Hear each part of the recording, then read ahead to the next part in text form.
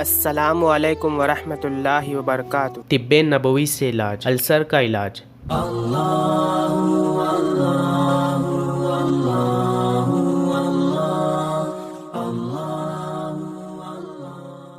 Ulcer का इलाज। Number 1, गाजर या मौसम्बी का रस पीने से अल्सर की तकलीफ़ में कमी आती है, या फिर सुबह शाम एक गाजर खाएं। नंबर 2, जौ का दलिया आतो यानी अतड़िया के अल्सर का बेहतरीन इलाज है। जौ के दलियों को पानी में उबालकर उसमें दूध और शहद मिलाएं और रोज़ाना निहार मुँह इस्तेमाल करें। खाने की जगह दलिया खाएं, कम से कम 40 दिन बेहतरीन इलाज है। नंबर 3, सदका दें।